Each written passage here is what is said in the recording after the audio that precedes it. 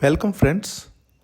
आज है day 4 of our 30 days Excel series.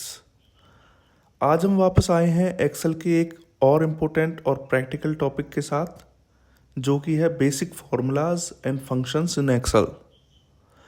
Excel की असली पावर उसके फार्मूलाज और फंक्शंस में छुपी होती है। अगर आपने इन्हें अच्छी तरह से समझा लिया है तो डेटा कैलकुलेशन, एनालिसिस और रिपोर्टिंग आपके लिए बहुत ही आसान हो जाएगी। तो चलिए शुरू करते हैं पार्ट 1। सबसे पहले समझते हैं सिंटैक्स क्या होता है। एक्सेल में सिंटैक्स का मतलब है किसी फॉर्मूला या फंक्शन को लिखने का सही फॉर्मेट। जब आप एक्सेल में फॉर्मूला लिखते हैं तो कुछ रूल्स फॉलो करना ज़रूरी होता है। अगर सिंटैक्स गलत हुआ तो एक्सेल कैलकुलेशन करने के बजाय एरर शो करेगा, यानी कि आपका फॉर्मूला काम नहीं करेगा। सिंटैक्स के कुछ की पॉइंट्स होते हैं, जैसे कि हर फॉर्मूला हमेशा इज इक्वल के साइन से स्टार्ट होता है, फंक्शन का नाम सही लिखना होता है, ब्रैकेट्स का यूज़ ज़रूरी है, और अगर आप रेंज देना चाहते हैं तो कॉलन का यूज़ होता है।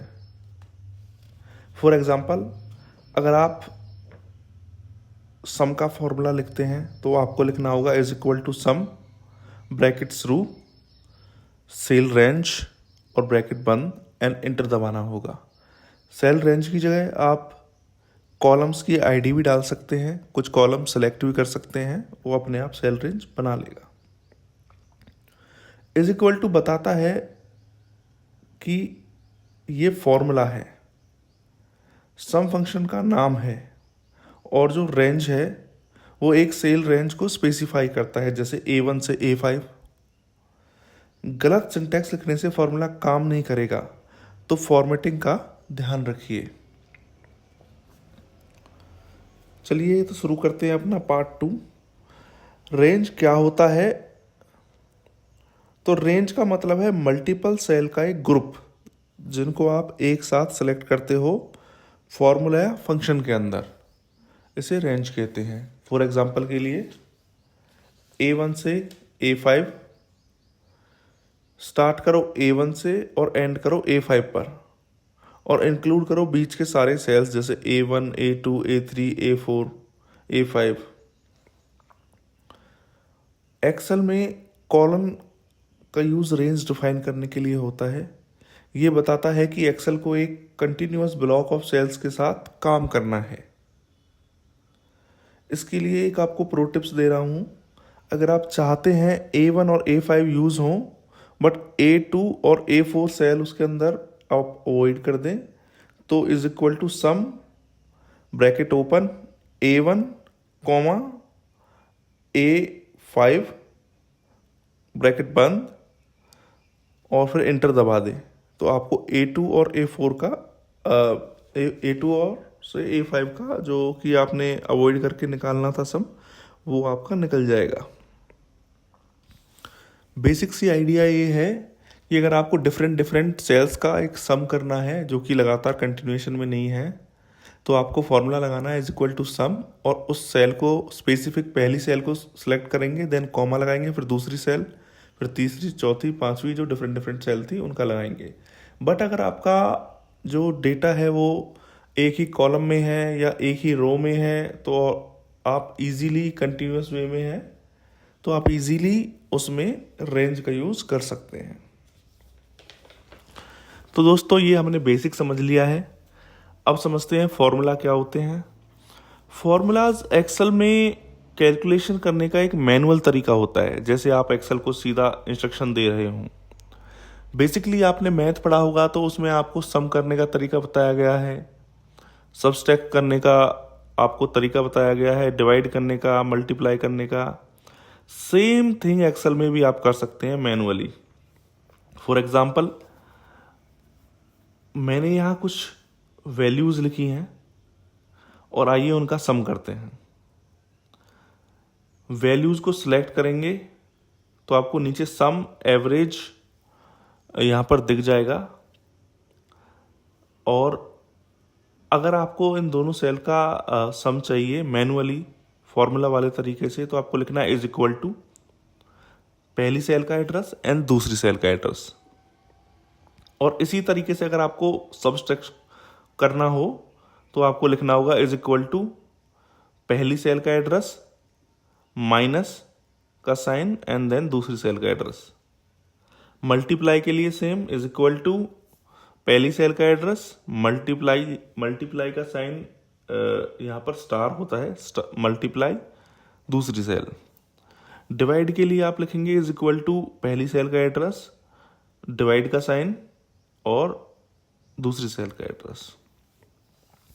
आपको ध्यान रखना है कि हमेशा जब भी आप फॉर्मूला लिखेंगे तो आपको इज इक्वल के साइन के साथ ही स्टार्ट करना है, वरना एक्सेल इसको समझ नहीं पाएगा कि ये फॉर्मूला है या टेक्स्ट। चलिए अब शुरू करते हैं पार्ट 4। फंक्शंस क्या होते हैं? फंक्शंस एक्सेल के बिल्ट इन फॉर्मूलाज होते हैं जो कैलकुलेशन को सुपर क्विक और एरर फ्री बनाते हैं। For example sum, average, max, min और बहुत सारे फॉर्मूलाज हैं जो आप यूज़ कर सकते हैं। फॉर एग्जांपल के लिए सम का काम क्या है? टोटल करना। एवरेज का काम है एवरेज वैल्यू निकालना।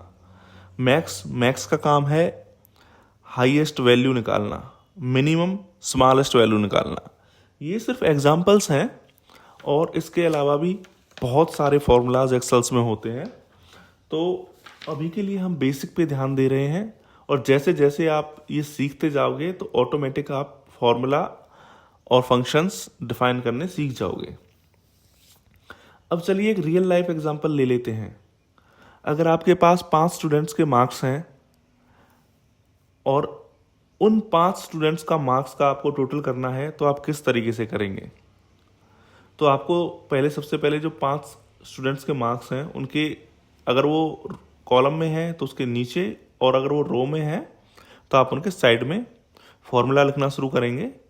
Is equal to sum, bracket open, सारी सेल्स को सिलेक्ट करेंगे जिनमें मार्क्स हैं और फिर ब्रैकेट बंद कर देंगे। इतना करने के बाद आप इंटर दबाएंगे। इंटर दबाते ही आपको रिजल्ट दिख जाएगा। इसी तरीके से आपको इन टोटल मार्क्स में से जितने भी मार्क्स यहाँ पर हैं 5 स्टूडेंट्स के, इनमें से हाईएस्ट मार्क किसके हैं ये पता करना है। तो आपको लगाना पड़ेगा मैक्स का फॉर्मूला। तो चलिए लगाते हैं मैक्स का फॉर्मूला। आप लिखेंगे is equal to max, bracket open, and जिस भी कॉलम या रो में आपको पता करना है कि किसके सबसे ज़्यादा मार्क्स ज़्यादा हैं, तो उस रेंज को सिलेक्ट कर लेंगे, स्पेसिफिक कॉलम या रो को, और इंटर दबा देंगे। तो आपको आपकी टॉप स्कोर की वैल्यू निकल करके आ जाएगी। फॉर्मूलाज लिखने के बाद सिर्फ इंटर दबाएं, रिजल्ट तुरंत आ जाएगा। अभी कुछ कॉमन मिस्टेक जो लोग करते हैं हमको वो अवॉइड करनी है। तो आइए जान लेते हैं कौन सी कॉमन मिस्टेक हमें अवॉइड करनी है। रेंज लिखने में लोग ऑफन सेमीकोलन या कॉमा का यूज़ कर लेते हैं, जो गलत है। रेंज लिखते टाइम सिर्फ आपको कॉलन का ही यूज़ करना है। कॉमे का यूज़ वहाँ करना है जब आपका जो डेटा है जो आपको चाहिए कैलकुलेशन के लिए वो डिफरेंट सेल्स में हो। तो सही सिंटैक्स जो होगा वो होगा इज इक्वल टू जो भी फॉर्मूला है और रेंज के लिए कॉलन के साथ। एक्सेल रेंज के लिए कॉलन ही एक्सपेक्ट करता है, और अगर आप कोई और स्पेशल कैरेक्टर डालते हैं तो एक्सेल उसको अंडरस्टैंड नहीं करेगा, समझ नहीं पाएगा। अभी चलते हैं पार्ट 5।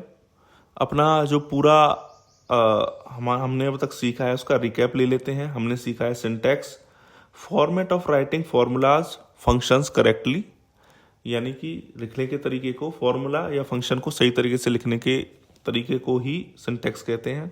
रेंज, कुछ सेल्स के ग्रुप को एक रेंज बोलते हैं।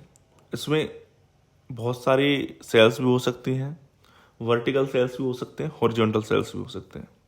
फॉर्मूला मैनुअल फॉर्मूला होते हैं जिसमें आप बिना कोई फंक्शन यूज़ करे आगे डायरेक्टली उसे लगाते हैं। फॉर एग्जांपल इक्वल, कोई अगर आपको सम करना है तो जो इक्वल, ब्रैकेट ओपन और सेल एड्रेस और ब्रैकेट बंद, देन इंटर दबाना है तो आपको रिजल्ट मिल जाते हैं।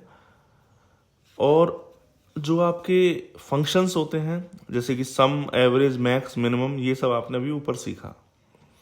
आज के लिए जो सबसे ज़्यादा ज़रूरी बात है वो है प्रैक्टिस। आपको एक्सेल ओपन करना है, उसमें कुछ नंबर्स डालने हैं, कुछ टेबल्स बनानी है, उनमें सम करके देखिए, एवरेज करके देखिए, मैक्स मिनिमम निकाल के देखिए, ठीक है। देखिए रिजल्ट सही आ रहा है या नहीं आ रहा है, और अगर एरर आ रहा है तो सिंटैक्स तो गलत नहीं है, रेंज का फॉर्मूला चेक कीजिए। तो टोटली आज आपने क्या सीखा? आज हमने समझा सिंटैक्स क्या होता है और क्यों इंपॉर्टेंट है, रेंज का मतलब क्या है और इसे कैसे लिखते हैं, मैनुअल फार्मूला और यूजफुल फंक्शंस का यूज़ क्या है, और एक्सेल एरर अवॉइड करने के स्मार्ट तरीके क्या हैं। नेक्स्ट सेशन में हम देखेंगे सेल रेफरेंसिंग और नेम्ड रेंज, जो कि रेंज का एडवांस वर्जन है, जो फॉर्मूलाज को और फ्लेक्सिबल और एक्सेसिबल बनाते हैं। तब तक एक्सेल के साथ प्रैक्टिस करते रहिए और मिलते हैं डे 5 में।